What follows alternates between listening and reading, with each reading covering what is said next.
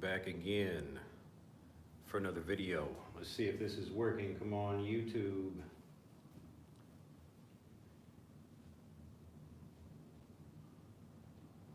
Okay.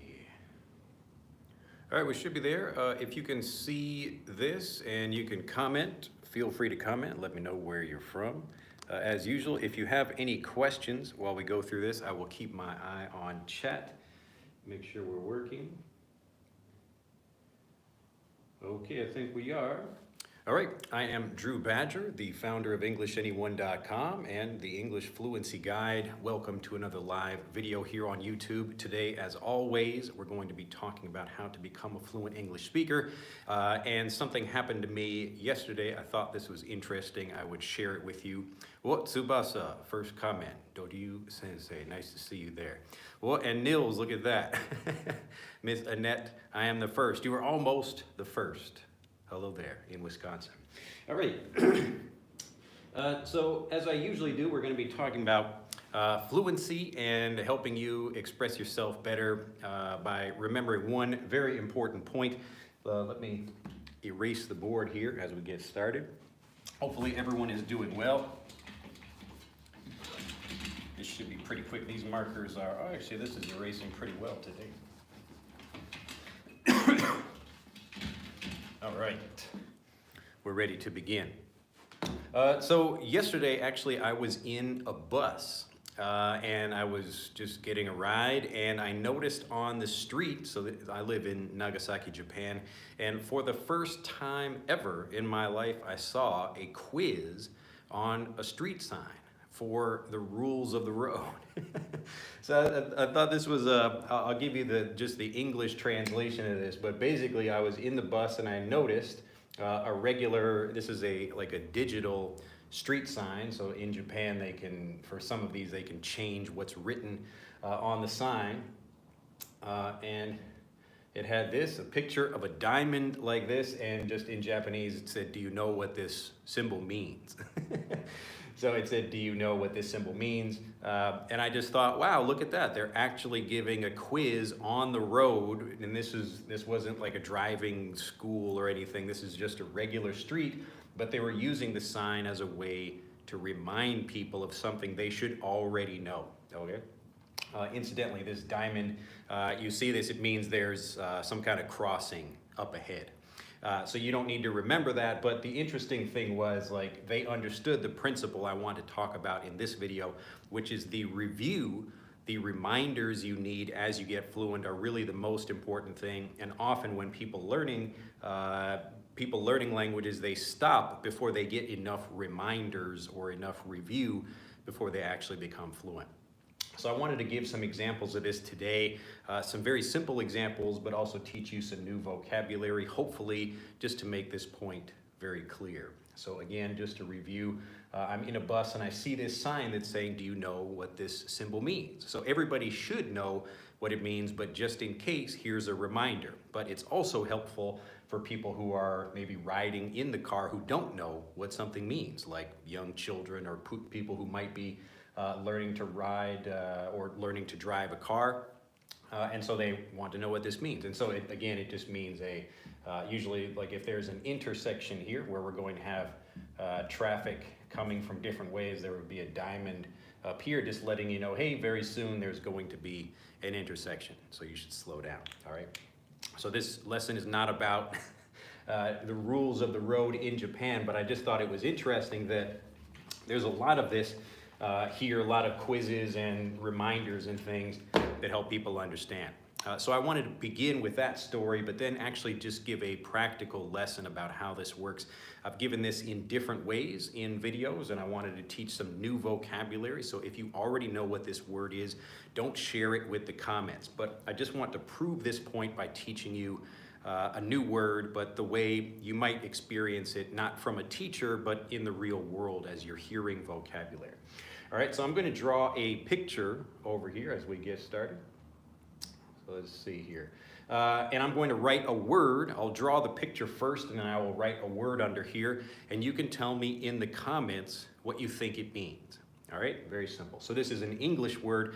I've done this before with what I call like a fake alien language just to prove the same point, but I thought I would teach you some interesting English vocabulary today as well. So let's see, we're going to draw, and I will try to be better than my normal drawing over here. So pretty simple. All right, so I want you to tell me what you think this means. I'm going to write the word down here. So that is the word. I will say it for you, zephyr, zephyr. Now, if you know what this word is, don't write it in the comments. I want you to give people who don't know what this might mean to give them a chance to try to guess and figure out what this means. So the first word here, the word we're focusing on is zephyr. And now in a regular situation, maybe just in everyday life, you might see this situation. You might see something like a scene like this in the real world and then hear the word zephyr. So Karina says wind. Okay, anyone else? Now if you already know what this word means, you don't need to say what it is, but I'm just curious to know what people think. So often, again, when you hear a word, the first time you see something, it might not be immediately clear. Let's see, Annette gives the this face. I'm going to try to draw that, the I don't know, hands up motion. Okay, so it could mean wind, it could mean I don't know. I know I'm just joking here, but so post in the comments what you think it means. Okay, what does it mean? Says Eunice, zephyr. Well, come on now. This is your chance. So this is the point of this lesson, this exercise right here is to simulate what it's like to learn a new language, especially if you're learning by yourself.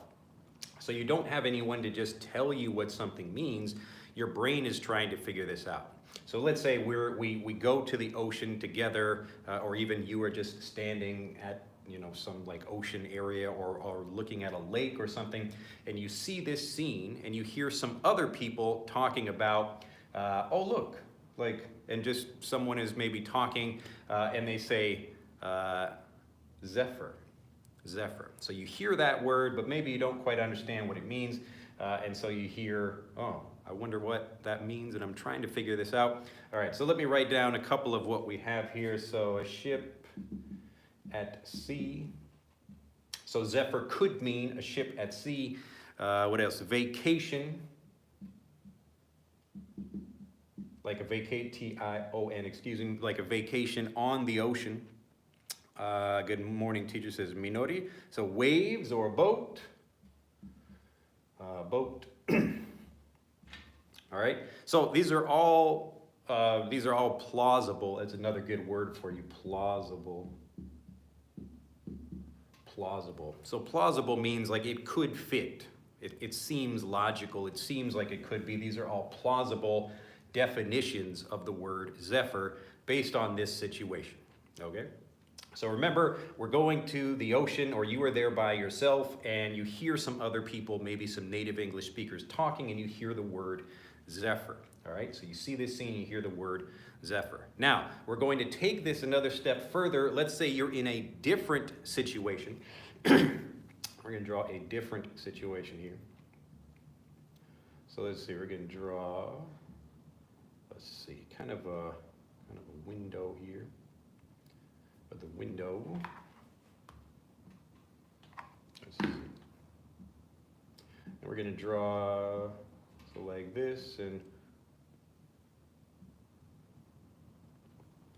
another not so good picture over here, but again the same word, zephyr.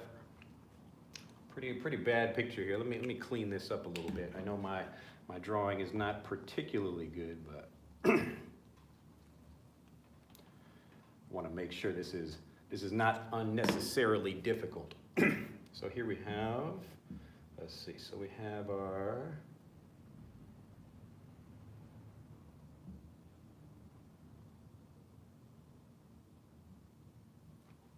all right, so another picture. This is also zephyr, zephyr. All right, so Eunice thinks a storm. So we have to think about both of these. Both this scene and this scene are zephyr. So it could mean storm, maybe. could mean storm. Let me give you another example. So let's say you hear this scene, maybe you were in someone's house, you were looking out their window, these are some curtains over here, and oh, they're kind of moving a little bit, that's interesting, and you hear the word zephyr, zephyr again. Now here's another one, let's see.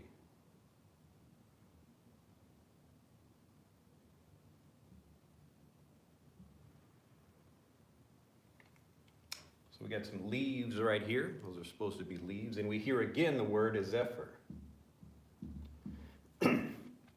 Zephyr. Fabricio says hello from Brazil. Okay, so all of these, you're hearing the word zephyr in all of these different situations. And as you hear more or see more examples and hear the same word, your brain is trying to figure out what exactly this means because you don't have anyone to just tell you what the meaning is. I'll give you another example here. We have a book. I'll just draw a book here from the side. It's open and the pages are moving like this. Okay, now these are very simple pictures, but let me know what you think zephyr means after looking at all four of these images here. Well, Neil says seasons. I suppose we could have seasons in there. Whoa, windy. Anyone else? Anyone else? Same thing. Zephyr, zephyr. Wind. Yeah, right. I'm trying to figure out what it means. Yes. So this is like a puzzle, and you can think about this, especially if you're trying to teach children, or even when you're noticing your learning when you hear different things. The first time you hear something, it might be difficult to understand what that means. And that's okay, that's normal. You know, someone, if they're not just telling you the answer, you're just trying to figure it out, it takes multiple times, this what I call naturally varied review, where you hear these different examples or see these different examples and you start to develop vocabulary. But I can see the word coming out from more people. So zephyr means gentle breeze. So yes, it's like wind, so we have the idea of a gentle breeze blowing a sailboat over here, a gentle breeze moving some curtains, a gentle breeze blowing some leaves over here, and we have a gentle breeze blowing the pages of a book, okay? And obviously this would be a little bit easier to see if you had like nice videos or pictures or something like that, but actually showed you what's happening here, okay? So we're looking at an example and we see, oh, look at that, like the sailboat is moving over here, it's got a nice breeze blowing here.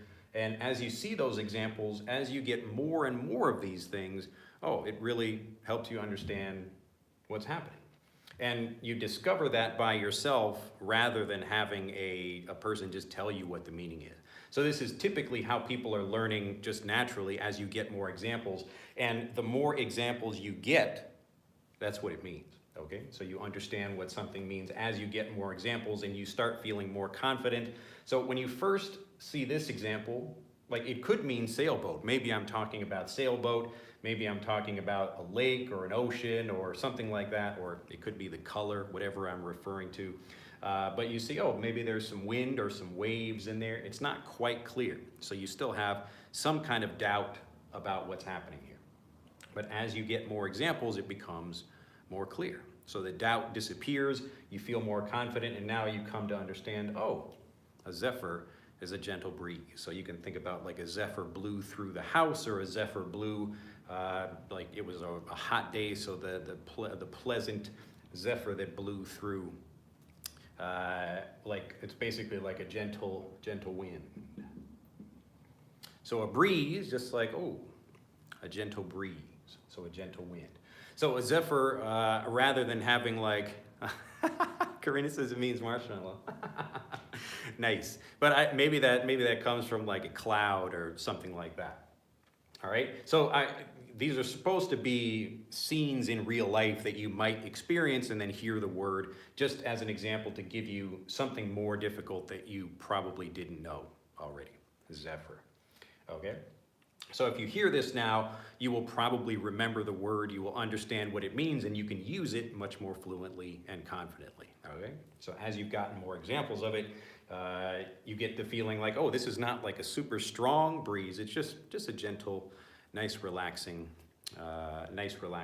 breeze, all right? So gentle breeze, gentle wind, okay? Makes sense? Everybody getting the idea here?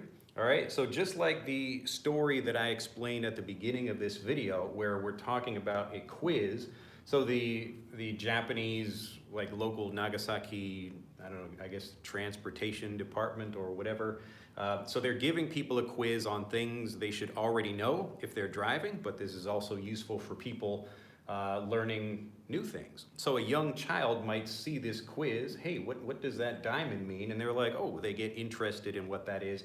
And maybe they've seen that diamond many times on the road, but they've never thought about it, okay? So again, this example of a street sign where a child sees that, an adult should know what that means if they've put this in a, like, I don't know, gotten an explanation about it, but usually people should have that if they've taken the driver's test for getting a Japanese driver's license. But there are lots of good reasons to do something like that, and so I was excited to see that just as a way that people are teaching something like that. But it proves this same example, so the more and varied examples you get. But you notice if we go through these examples, I didn't just tell you to repeat this. I don't show you the same flashcard again and again, because your understanding doesn't improve if I just repeat something again and again. All right, so this is a very important concept. When people talk about learning something new, you have to, if you can't quite understand what it is, you have to approach it from a different angle. You have to see it in a different context, but it's a similar kind of thing. So what do these things all have in common? And this is like a quiz kind of format that even children know, like what's the same or what's different between these different images. So the same thing here is this kind of gentle breeze, even though you can't really see it very well. I think someone just asked for another sentence, but like a gentle zephyr or a zephyr blew through the town. So you can use it the same way you would talk about a wind or a light wind or a gentle breeze, a zephyr. So the cool zephyr blew off of the ocean. The zephyr blew off the ocean, okay? Or it came off of the ocean. So it's just a gentle breeze. So you can hear how I'm repeating this again and again, but I'm saying it in different ways, okay? It's the varied review that helps you understand something. And again, if you're in the real world, just learning by yourself and you hear different language, the more you can organize this for yourself, the faster you will get fluent, okay? But I want you to also remember the first time you hear something, you might not understand it, and that's okay, all right? The first time you hear something, you learn some new vocabulary, it might not be clear, and that's okay, because look, just like this example here, if I don't tell you what something means, or someone else doesn't tell you what something means, then you might not understand it. But if you pay attention and think, okay, maybe I can find some more examples and try to understand, but the moment you start to get more examples, you start to understand it better, the doubt goes away, you feel more confident, and then you can start saying the word, all right? So we don't become fluent by just repeating something again and again. Even if a teacher gives us an example, this is less helpful than getting a bunch of different examples and discovering the vocabulary meaning for yourself, okay? So yes, I could just tell you at the beginning of the lesson, all right, class, today the word is a zephyr, and I'm just going to give you a definition of it, and then you will probably forget it. But because I've taught you this way, you will remember the vocabulary. Make sense? All right, let me go back and check chat. I'm going to do this with another example after I look at chat, but let me know if you have any questions. Hopefully this makes sense though. All right, I think, yeah, okay, we got through all of those things. All right, Omar says, are these words the same meaning? Yes, so hopefully that, it's clear now. So zephyr, it's the same meaning for all of these situations. We have a wind over here, blowing a sailboat, or blowing some curtains, blowing some leaves, blowing the pages of a book. You can think about the book. You're not looking at it like this, but looking at it this way. So kind of down, you can see the pages moving like this. All right, Dank says, why don't you sleep? I do. All right, let's see. Hopefully everybody gets that though. All right, so Keiko says, good morning, teacher. Nice to see you again. I'm off today, haha. Nice to see. Soyokaze ne? Yeah, it's like that, Minori. But I don't want to just translate it for you. Yes, so it's kind of like a kind of gentle breeze. So Omar says, all of these seem the same meaning. All of these define, pick how all of these are Zephyr. Yes, and so again, it's like a quiz, but in real life, this is often how we're learning. We get something and we don't quite understand what it means. So if you don't have someone like me to try to help you get a bunch of examples, you should get a bunch of examples. Okay, so it's much easier to understand things if we get more examples rather than trying to just repeat something we don't really understand. All right, let's see, and we've got some, looks like some, I don't know, I can't read that. And Van der Hagen says, we can think of a relationship as ever going to be a gentle breeze. It could also be a ship named Zephyr, because the etymology, I mean the derivations of relationships is possible. Yes, and so the etymology of the word Zephyr is actually the Greek god Zephyrus. Zephyrus. I'll just put it here, Z, and make sure that fits. I'll put it down here. Z-E-P-H-Y-R-U-S. Zephyrus. So this is the Greek god of, what do you think? This is the Greek god of what? Could you guess? I'll leave that for people in the chat. Again, it's better to let you try to figure that out rather than just tell you the answer. But this is a Greek god of something. What do you think it is? I bet you could figure it out. All right. And okay, what does mean? Okay, Eunice got that already, I think. All right.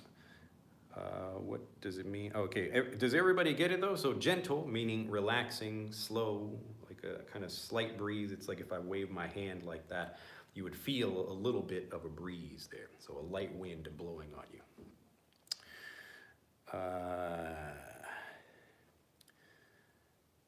Let's see. Joel says, hi, Drew. How many words I need to learn for fluency? And if I try to reach a B2 level, where should I start?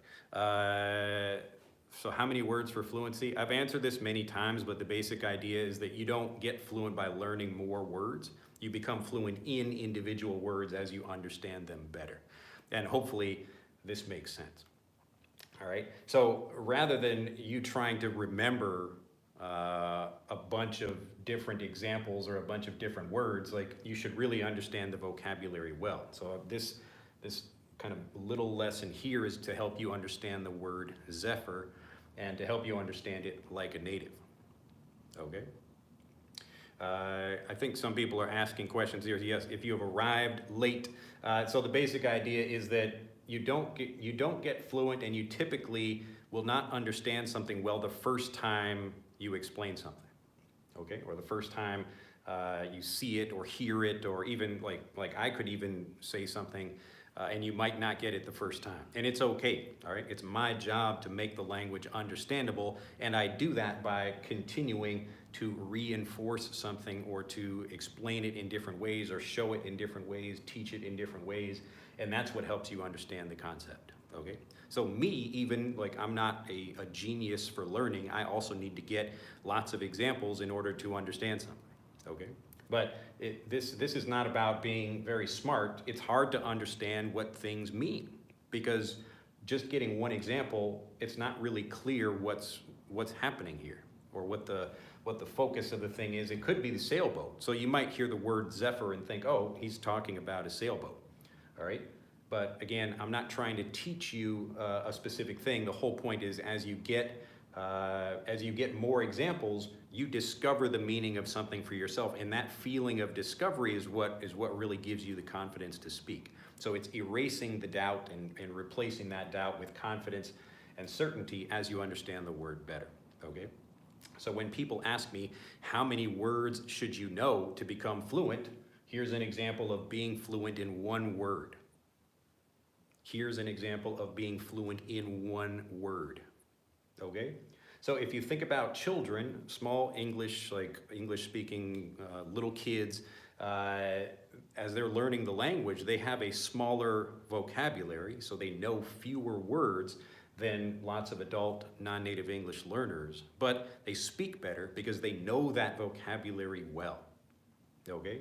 So it's much better to have a smaller vocabulary and know it really well than to know a lot of words and not be able to express yourself, all right? So if you're talking about getting to a particular level of fluency, this is how you do it. You don't stop when you just hear something, oh, okay, maybe I understand what that word means. As you get more examples, you really understand something well and you know how to use it so you feel confident about saying that word. That's the whole point of this video, all right?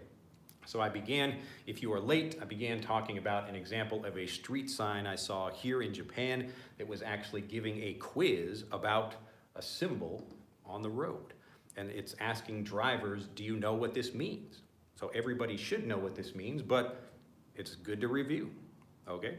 And especially young kids or anybody else who's new that are, maybe they're looking at little signs on the road or something and they think, oh, I wonder what that means. So it's the same idea. If you're walking through Japan and you see like, you know, here's a street sign that looks like this. It's like a circle with a line through it like that. I've drawn that very badly, but... But imagine you see this on the road and you think, well, I don't know what that means, or even what does like an arrow mean? It could mean different things in different places, and so typically you need to get more examples of something, and you can just ask someone what it means. So I can hear a word like zephyr and then look it up in a dictionary or get a translation or something like that, but the fluency comes as you understand the word better. So yes, you can just get like an explanation of the word, and I'm giving you an explanation after giving you all these examples, but again, the point is to demonstrate what it's like learning a language in the real world. So especially if you're learning by yourself, don't feel bad if you don't understand something right away, okay? So a lot of people, they might hear a word or they don't remember it very well, they feel frustrated about that, and then they quit. Okay, so I'm saying this is part of the plan. This is the thing to remember as you're getting fluent. So if you want to reach fluency, you have to understand that the first example or the first time you hear something, you're probably not going to get it. That's okay. All right, it's not really possible to understand what this means perfectly without someone just telling you. Okay, so don't feel bad about that. Remember this as you learn. The first example will just get you started. And so the lesson is not one example. The lesson is actually all of these examples together. And so if you can give yourself more of these examples, so this is what I do in Fluent for Life, helping people understand what things mean by giving them lots of examples, but you can do this by yourself if you get more examples. But the point is, when you understand something very well, and that usually comes as you get more examples of something, that's when you really feel fluent, because you understand the language well, not because you memorized a definition, okay? So native English speakers, and the way you learned your native language as well, this is how you learned it. You probably heard many words when you were young, and maybe you didn't get another example of a word or something for many years after that. And many years later, you heard that word again, and then you finally understood what it meant, you know? It's kind of like when you look at, like watch a movie when you're a child, and you see some actor and you don't really know who these people are. They're just people in a movie to you. But when you see those actors later in other movies, or as you get older and you think, oh, what, look at that, it was that person in that movie, okay? It's the combination of these things. It's all of these examples together that really gives you the lesson that builds fluency, all right? So this is the thing I want you to remember. All right, let me go through chat again, and then we'll go through some more examples, and hopefully this will be even more helpful for you guys today. So notice, again, like you're hearing actually me using lots of English words. The focus of the video so far is just talking about this individual, one single word, zephyr, but hopefully you're getting the idea. If we really understand something, we feel more confident about using it. All right, that's the idea. Zephyr. It's a fun sounding word too, zephyr, zephyr. All right, but let me know if anybody still does not get it. As you can see through the pictures, globalization teacher.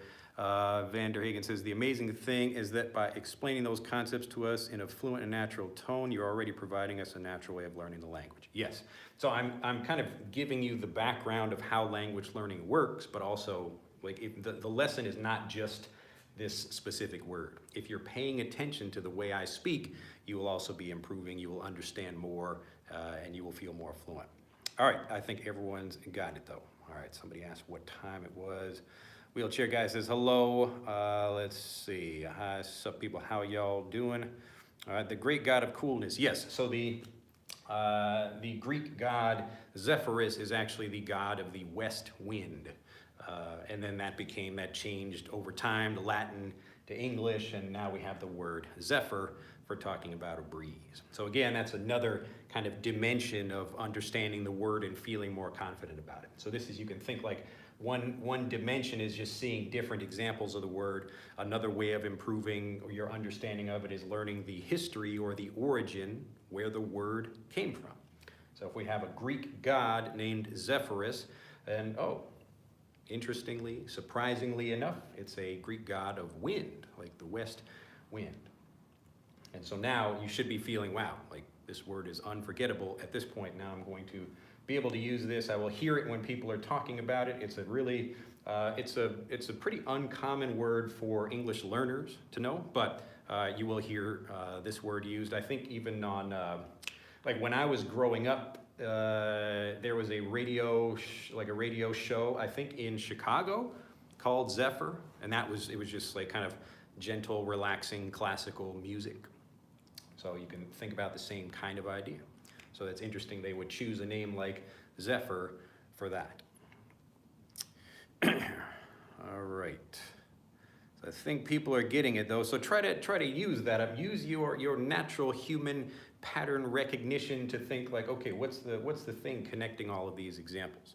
And as you get those examples, you will feel much more confident about it. So people are getting it though. All right, again, every time you explain a concept and then explain the same thing in different words with different analogy, you're indeed providing the best natural. Okay, gotcha, got the example. Yes, glad you got it.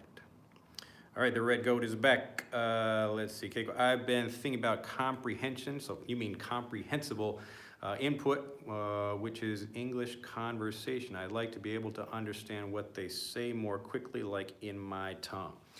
So the idea of comprehensible input, like what I'm giving you here, to comprehend something just means you understand it, and input means it's what I'm saying to you, or what you hear from other people, or see, or read, or whatever. It's not what you say, it's what other people say to you. So this example is also basically a lesson about comprehensible input, but it's helping you understand English the way a native speaker would learn the language. And so rather than just telling you a definition or a translation of something, you come to understand it naturally by getting these different examples. So the comprehensible input, really the goal of this is the elimination of doubt. So even if you understand like my words, you might not really feel confident enough about something to say it yourself. And so you need more examples typically until you feel really confident that you understand the pronunciation, the usage, maybe if it's connected to grammar, maybe how I can use something. So all of those things improve as you get more examples. But the point really is that you don't become fluent just by getting a word and repeating it again and again. You get fluent by understanding the thing better. Okay. Let's see here. All right. And Annette says, I love the way you explain. Glad to hear it. Excellent explanation, says Helen. But yes, so Keiko, the same idea. As you're learning more like a native, you will speak more like a native. That's how it works. So if you learn English through Japanese or Chinese or French or Spanish or Italian, whatever, then you will think through those languages when you speak. And the reason, like typical teaching, like a regular English lesson is like this. You really just get one example, and a teacher, because this is actually hard to understand by itself, the teacher just gives you a translation or a definition, and then the lesson ends. Okay, go home now, and I want you to repeat this word, put it on a flashcard, and remember it. But it's not really teaching you anything, all right? The goal of a teacher, the real job of a teacher, is to make the language understandable so you understand and feel confident about using the language, all right? It seems like a silly thing to say, but that's really the goal here, if you want to speak. So you can try to memorize a whole bunch of vocabulary for a test or something, but if you actually want to express yourself fluently and confidently, you need to really understand what you're learning. All right, actually mother language acquisition is not consistent along different languages, even though your method provides an opportunity for learners of English as a second language to correct any issue. I'm not aware of a different way that people would learn a language other than being able to understand what that language is. And this is another reason when people talk about various languages being like easy or difficult, if you look at children in different countries, it's not like people learn Chinese, like Chinese children are learning like, and they become only able to speak after 10 years. They begin speaking, you see little Chinese kids speaking, little English speaking kids speaking, Japanese kids speaking. They're all basically learning the language. They're learning to speak at the same rate. So there's nothing intrinsically difficult about that, and they're all learning the same way because there's really only one way for like our hardware, like as a human brain, the way it's trying to learn. You have to understand something. If you don't really understand something, your natural aversion or your natural dislike of making mistakes in front of other people, that will stop you from speaking. So this is the same for native speakers as well. So unless you got some science or something that, or some studies or something that prove that there's a different way of learning a language that's like unique for this one group of people, I've never heard anything about that. That would surprise me, and I would wonder why everyone wouldn't be doing it the same way. But I'm not familiar with anything like that. So if you know, I'm always looking for the best way to help people learn, and it makes sense that we would all learn the same way, in the same way that you would like animals learn the same way too. Like they're learning through experience and they're learning through examples and testing different things like that. All right. Let's see, Eunice says, it happened to me with these words the first time I heard them: enlighten versus illuminate, insist versus emphasize, intimidating versus threaten. Some of them are similar. Yes, and so it's important to get lots of examples. And now this is interesting for me, like I'll draw, let me show you something in Japanese. This is pretty funny. You have to forgive me if you are new to my channel because I speak Japanese. Sometimes I will give Japanese examples. Now I'm going to write this to see if I remember because this is a little bit tricky. You'll see why. But for learning Japanese characters, so writing the borrowed Chinese characters that it's called kanji in Japanese. So Japanese has 3 different written languages, actually 4 if you include English. So let's see, we have like 2 different. I'm just going to draw the characters because my reading of them is not good. I understand what they mean, but this is just to give you an example of something that looks very similar, but you might think, oh my goodness, like it's amazing that people would look at 2 different characters and be able to like remember these examples. So and I just learned these kanji recently, so let's see if I can remember them. So let's see, we've got. If I've got this correct here. So this is one, and this is the other.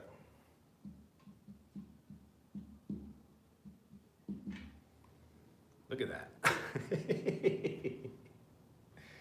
Amazing. And so it's like you look at these things, it's like, wow, that really looks like the same character. If you looked at it pretty quickly, you would probably think like, how do I remember these? Or even something like simpler, like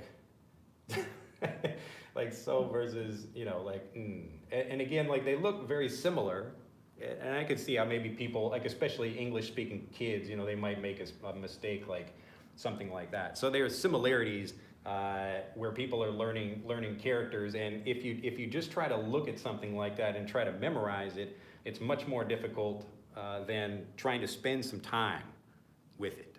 Okay, so as you spend more time with the vocabulary, it's like, oh, like, look at that. Like, there is like a little bit different here. Look at this. This little square is above the line, or this square is below the line. Little things like that you notice about the characters. All right, this is getting. Anyway, so the point is, as you get more examples and really spend time with the vocabulary, whatever it is, and so that was just a written example where you're looking at different characters that look the same, and that's why you go to a new country and you see all these different characters. If there's a written, like the written language is different, then of course it's going to be more difficult. Toyota. Yes, and so there are interesting examples like this with people learning the languages. But as you get more examples, that's the thing we really need, because we really need to understand something in order to feel confident about saying it. All right, that's the basic idea. All right. Hello, everyone. Watching from Brazil, says Luciano. Zephyr in Arabic, literally pronounced in the same way as English, means exhaling, which has a lot to do with wind. Yep, and there you go. And that's another way to remember it. So remember, this is an old word. We have a Greek god name from many years ago that's going to get translated in different words and in different languages, just like we have like other words from Arabic or Chinese or Japanese or whatever, like typhoon in English. So typhoon. So typhoon in English coming from typhoon from Chinese or Japanese. Same idea. So like a strong, this is like a Pacific hurricane, a typhoon. All right. Let's see. All right, I think we got it there. All right, so the Korean there, I can't read that. For example, make me to get understand easily. Thanks, glad to hear. Eunice says, but I figured out the difference between them with more examples. Yes, that's the point. Okay, who says, I listen to a lot of English every day, but I probably listen to them in an inefficient way. What is the best way to listen? All right, so this is a good point here. So like I just gave you an example of, we're looking at a few different things, like this is Zephyr, this is Zephyr, this is Zephyr as well. And often when people are learning, they say, like Keiko's example here, they're listening to a lot of English. It's often a lot of random, different things. And if there's no connection between the different things you're listening to, then yes, it is an inefficient or unsystematic way of learning. So I just gave you like a very systematic way of learning, and when you have a teacher to explain things, yes, it's much easier to do that. But you can often control this by yourself if you're learning by yourself. So if I'm learning about something, I would pick a specific topic and focus on that. It could be a vocabulary word or a grammar point or a topic, whatever that is, but I want to get enough examples. I don't need 1,000 examples, but enough examples. It could be 4 or 3 or 2 or 1, even if I really understand something. But you have to learn in a systematic way to develop fluency. So your brain is looking for more information to really understand things. And if you give that to your brain, then you will feel happy and you will learn quickly and become a fluent speaker much faster. But if you learn random vocabulary and you don't really understand it very well, then yes, it's going to take you more time and you probably won't understand. So if I listen to some speech on YouTube about growing plants, and then I listen to a doctor talking about raising children, and I watch somebody else talk about making ice cream, there might be some general vocabulary like the word the that's used in all of those things, but it's not really helping me systematically understand that vocabulary. Now, if I watch maybe 10 different videos about people making ice cream, do you think I would get more fluent when being able to talk about ice cream? You know, would I understand that better? Probably. So it could be watching videos, or maybe I get a blog and a YouTube video and listen to somebody else or a podcast or something about whatever that particular topic is. But that's going to be the systematic way of giving my brain structured, comprehensible input. And the goal of that is to eliminate doubt so I can speak, okay?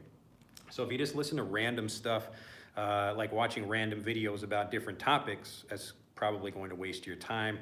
Or it will, if you do learn something, it will just take a lot longer. So you might not understand something the first time and then you don't hear it again. This is why people often will say, I watch movies or read books, but I don't really feel more fluent. And it's because they're just doing kind of random, getting random information, and it's not in a systematic way. All right.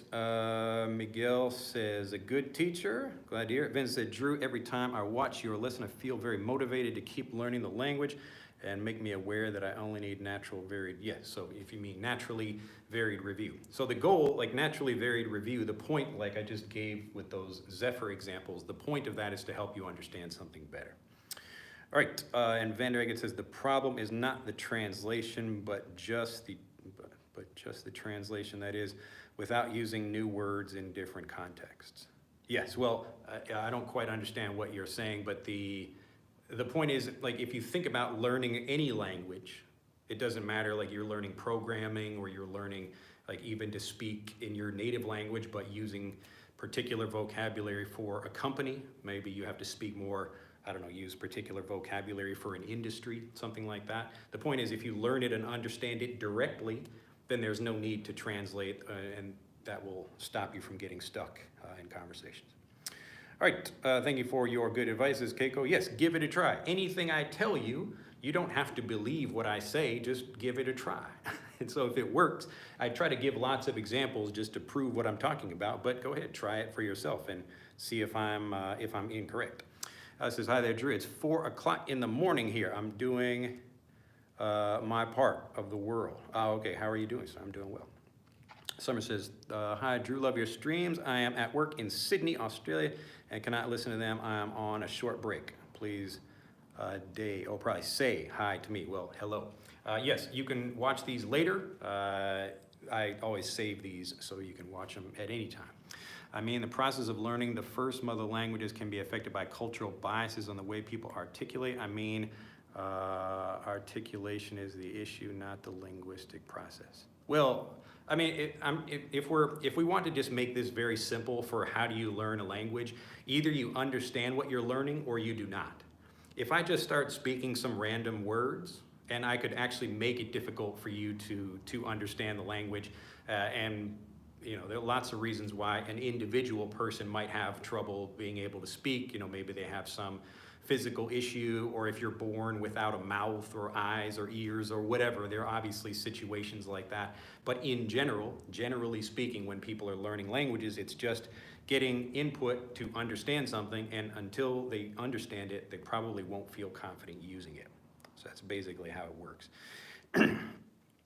And this is pretty much for learning anything. It's not just for like learning a language or whatever, anything you're trying to do. If you understand how to do something, I talked about it in the, what was that?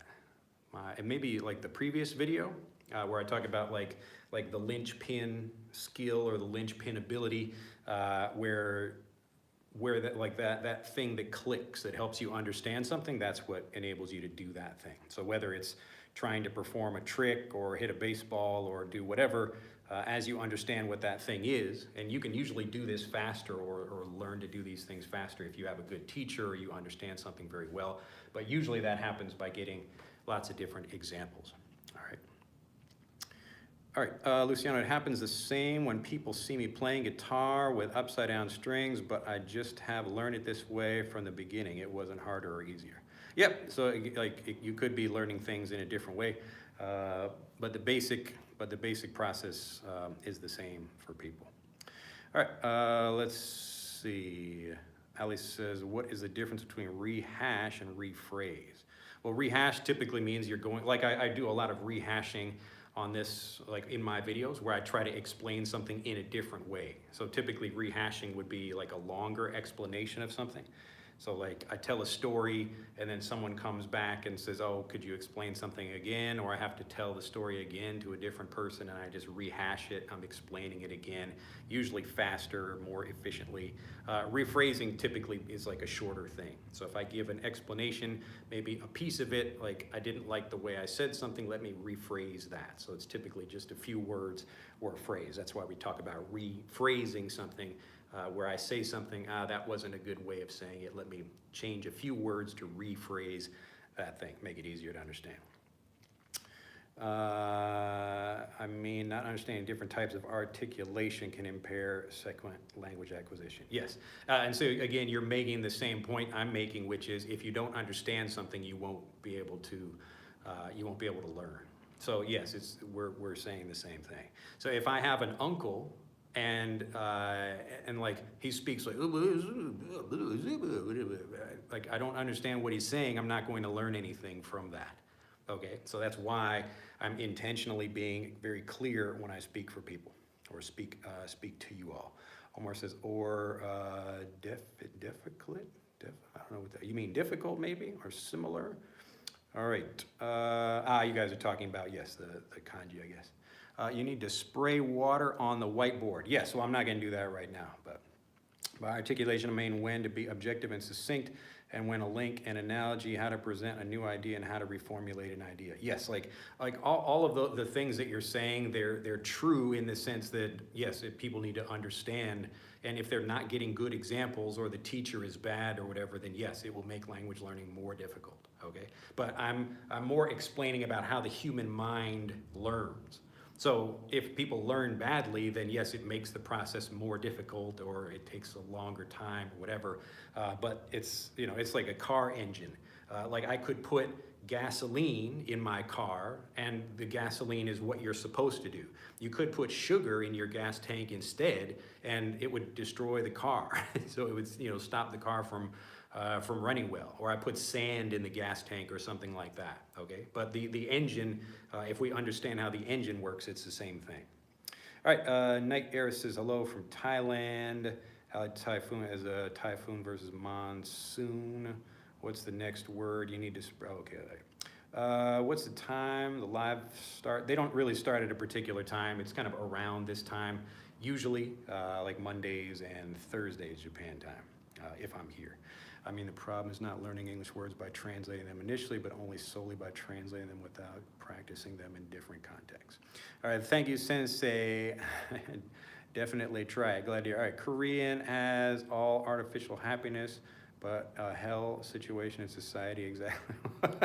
Oh, this lesson is getting deep over here. Thanks for the class. I will listen to today's lesson again and again. Yes, that's a good idea. But I would also look for other examples besides this lesson of like a word like Zephyr. All right, to conclude this, let me do the same kind of thing. So I began with a more difficult example of Zephyr, but you notice there's nothing, like the word seems difficult, or it might be, it's an unusual,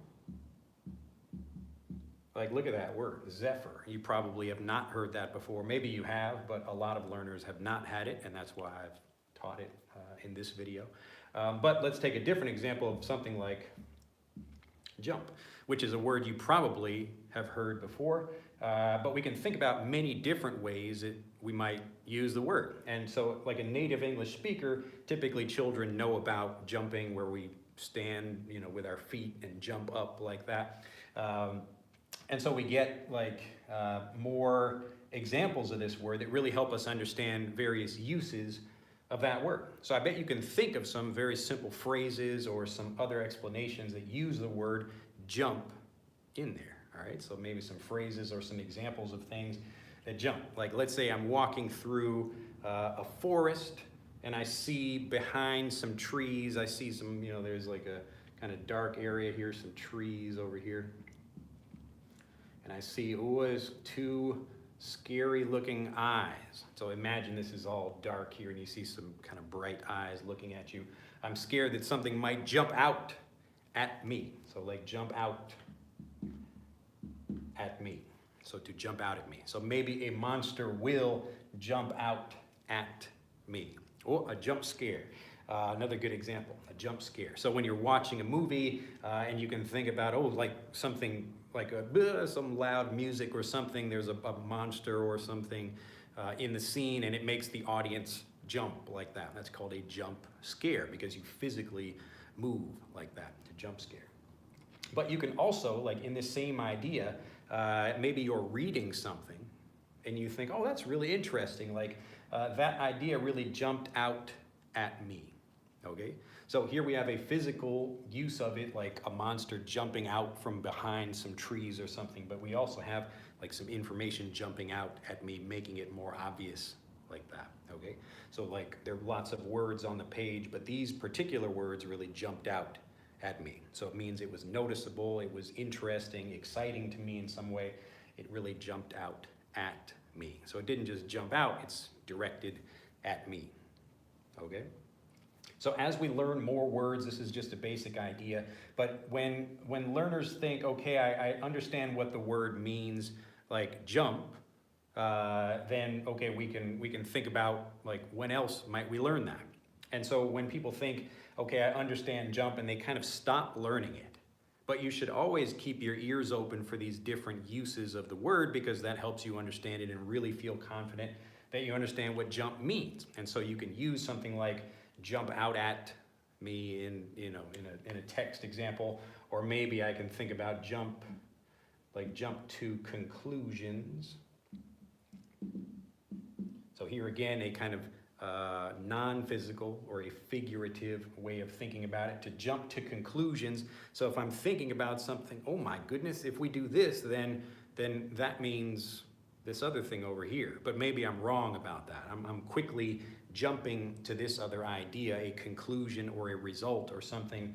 Maybe this means that. But I'm quickly jumping to that conclusion, and I might be wrong about that. So we want to be careful not to jump to the wrong conclusion. Okay? So again, we begin with something very simple, children, and this is, again, it's that same example about learning a word even like zephyr. So there's nothing difficult about the word zephyr by itself. The real problem is that people just don't get enough examples of it to really feel confident about that word. But people will often hear the word jump used many times, and so you feel more confident about using jump, and so you hear jump more frequently, you feel more confident about using it, people say it more, so it works kind of building on itself like that. All right? Synonym catch eyes. Well, to catch someone's eye, which we talked about in a previous video, that's like when you're walking and someone notices you, or you notice somebody else, it catches your eye. Someone catches your eye. So that's another basic word like catch that we talked about. Catch. It's not supposed to be an E. So catch, to catch something, so we can physically like throw something in the air and catch it, or maybe we can catch someone's eye while we're walking. So they are looking a different way, but they look at us and, ooh, look at that. Now we caught each other. We're both looking at each other right now. Okay? So often when learners, they begin learning a word and they maybe don't feel so confident about it, or they think they know that word really well, so they stop paying attention to it and they think, oh, I don't need another lesson about this word that I know. And so I often ask learners, how well do you know it? How many different ways could you use the word jump? So a native can actually use the word jump in many different situations, and they probably know many things like jump to conclusions. I think maybe I had a bunch of them. Let's see, just to give you like a few examples. Like to jump the gun. Another example, I'll just do one more here. Jump the gun. To jump the gun. And often natives, they might hear an expression like this and connect it with a situation, and then maybe they also learn the origin of something like that. But if you think about someone doing something too quickly or too early, maybe they don't quite know all the information about something. It's kind of like jumping to conclusions, but to jump the gun means you're doing something faster or sooner than maybe you should. You should probably be more patient, or you should wait. And the idea comes from a starter pistol at the beginning of a race. So you have people lined up, they're ready to run, and someone holds up the gun and fires the gun. And when they fire the gun, then the race begins. But sometimes people jump the gun and they start running before the pistol starts. We call that a false start. But that's where this phrase comes from, to jump the gun. Okay? All right, let me go back and answer a few last questions here, but I think everybody's getting the idea. So really the thing to remember is you're probably not going to feel very confident about something the first time you learn it, but that's part of the process. So don't feel bad about that. We should expect that, and the really good teaching can make that process much faster. But if you're trying to do it by yourself, then just try to get more examples of that thing. Okay. All right, thanks for the class. Is Nathaniel. All right, I will listen to today's lesson again. Hack Wizards Academy, or Hack Wizards Army. I'm very scared of speaking English. You haven't said why that is, but typically it's because you just don't feel confident. You just don't know the language very well. So rather than trying to speak, you don't have to force yourself to speak, but you should spend time trying to understand the language better. All right, yes, that is the point. Your method provides both natural exposition to the language, exposition. You probably mean exposure, and an opportunity to deal with articulation of ideas, how to use the new words, how to discuss them. Jump scare, might as well jump. Yes, Van Halen. Jump in on street. Well, you would just say like jump on the street if you're talking about physically jumping somewhere. Jump out at is a phrasal verb. Yes, that's correct. And so you can take a physical idea like I'm jumping out at you, so I'm hiding somewhere and I jump out, or again, you're maybe reading something where you notice something, an idea really jumped out at you. Maybe you're listening to a speech or something and something interesting is said that really jumped out at me. I liked to case the joint from a previous class. Yes, to case the joint. That was talking about robbing a bank, I think. And so you can take, you can get interesting vocabulary from one situation and apply it to something else if you know that vocabulary well. So that's what native speakers do, and people who are good writers, typically they're able to do that. They know the vocabulary really well and they can apply it in interesting ways, but it might be in a different situation. Cynthia LePage says, the cat jumps out at me means I didn't see it coming, but can a cat jump at me, or it needs out all the time? No, it could jump at you as well. So if you think about like the difference between, and this is a really good way, again, we're understanding the language better by getting more examples. So if we look at, let's say, two situations, they're slightly different. So if I'm here, here's one example, is me, and I'm looking down and I see a cat. That's my not so good picture of a cat. And so if I see the cat is right there, and the cat just very quickly, the cat jumped at me. So jumped at me. So I see the cat, it's just making a very quick motion in my direction. So jumped at me. But if I'm walking over here, and I don't see the cat, and maybe it's like in a box or something, he's kind of hiding over here, and then it jumped out at me. So it was in some kind of hidden location, something I couldn't see where it was. So probably, even if it's not physically inside a box, maybe it's just in a dark area or something I didn't quite see it, like it jumped out at me. So even we can talk about like being inside and outside of my field of vision. So if I'm looking this way, so here is my eye, and I'm looking this way, maybe the cat is over here.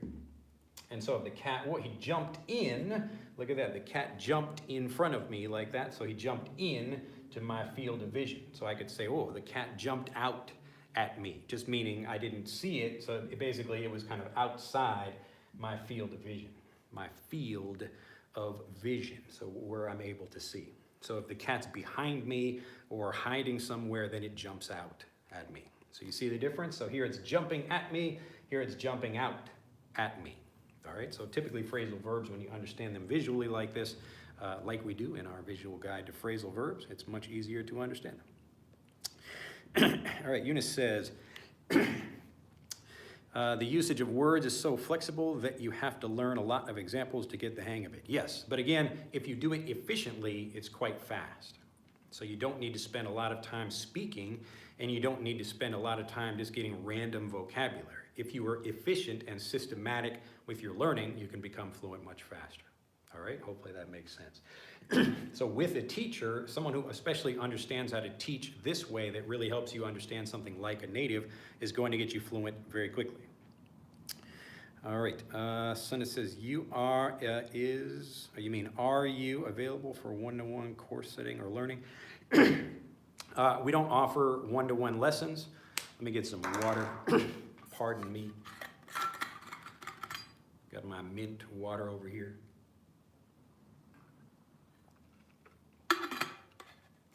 How long have we been going?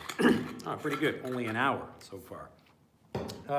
So I don't offer private lessons for two reasons. The first is it would be too expensive for people. Like I would charge like a ridiculous amount of money that wouldn't be, it would be like too expensive for people. And the second reason is because it's less valuable actually to learn with one teacher than to try to simulate a native environment where you're getting a whole bunch of different influences or a whole bunch of different examples. So if you think about a child, like imagine a child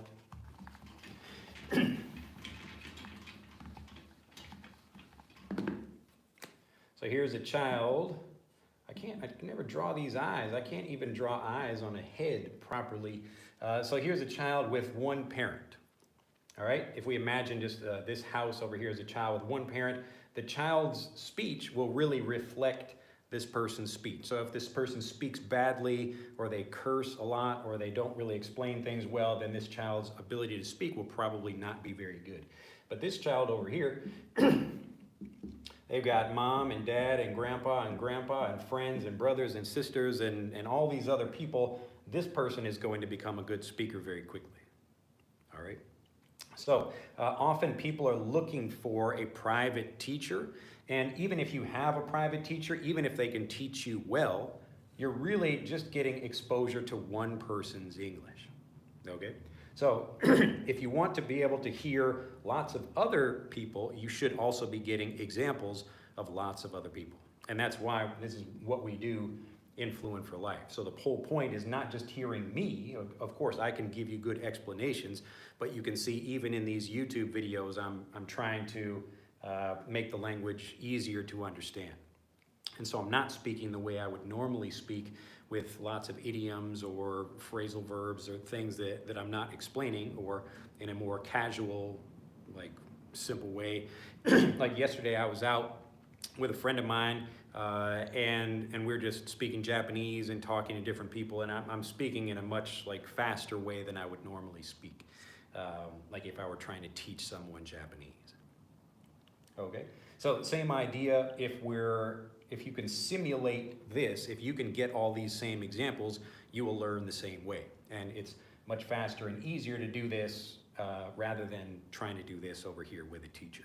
So you could get this input, like people, members of Fluent for Life, this is what they do as they learn, rather than just having a teacher like once a week for an hour or 2 hours or something like that.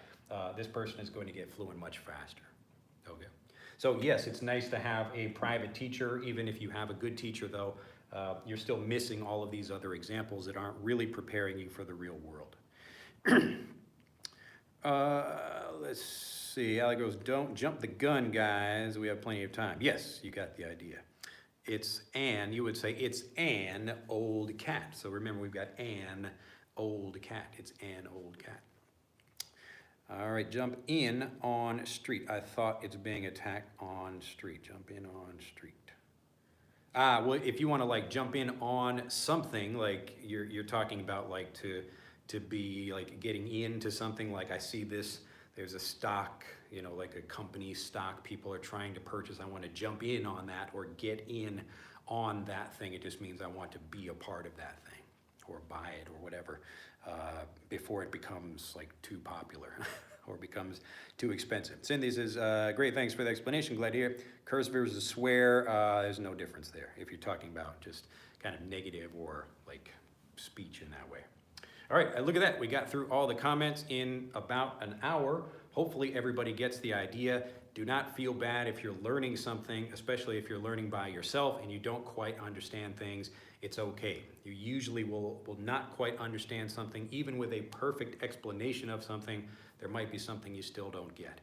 And so often it takes multiple examples. So expect that, be excited about the review, because each time you understand something a little bit more, you will feel more confident. So the whole goal of this process, like what we do here with English Anyone, is really trying to help people understand English well, so they eliminate any doubt that stops them from speaking. So if you'd like more help doing that, you can click on the link in the description below this video to learn more about our program where we actually take people through this process. All right. So if you're trying to learn by yourself, you can do the same thing. You would get those same examples. That's what you would try to do. So look for more examples, like watch a bunch of videos about a particular thing, or read a bunch of articles about a particular thing. All right. All right, Cindy says, very good teacher. Well, it's my pleasure to help. Bursting says, is that good if we use phrasal verbs in casual talk? Yes, those are fine. So if you pay attention to what natives are saying, you will hear lots of phrasal verbs from natives. And like phrasal verbs are very useful. That's why I have a whole program on that that's included actually in Fluent for Life. Any ideas on better accent? I would pick a particular person or kind of people or accent you want to sound like and listen to a lot of that content. All right, so if you want to sound like someone from, I don't know, Chicago or New York or whatever, like even a particular part or kind of speaker, then listen to people who speak like that. That's how natives develop their accent. By, again, it's the same idea. So if I only have one teacher, I'm going to sound like this teacher. And this teacher might even, like right now, if you try to sound exactly like me, you might speak more like a teacher because again, I'm speaking more clearly, a bit more slowly, and I'm changing the vocabulary I use so you understand things, okay? I'm still speaking smoothly, so it sounds like a native speech, but again, you need to get many examples that really help you understand that. And so you can focus on a particular accent. If you need help with that or trying to understand specific speakers, you can do that as well, same idea. All right, Keiko says, thank you, teacher. Drew, it's my pleasure. All right, and Wellison says, I don't understand the meaning of these words, a statement and to manage. Google those. That's a bit, like you can easily understand those if you just get some different examples of those. But like I don't just sit and tell people definitions of words. I'm best able to help people if they don't understand or can't compare or see the difference between two things. That's a better use of my time for helping you. All right, Ned says, thank you very much for the time. It was fun, and thank you. Says a Skyfall for James Bond, I'm guessing, over there, 007. All right, so remember, as you try to understand something, it's okay if you don't understand something. Don't try to force yourself to speak or try to, what we say, hit your head on a brick wall trying to understand something again and again. Try to get a different example to help you understand something, or many different examples until you really feel confident. Because I promise you, when you feel confident, you'll be excited to speak. All right, that's it for this video. If you'd like to learn more, again, click on the links in the description below this video, and I'll see you next time. Bye-bye.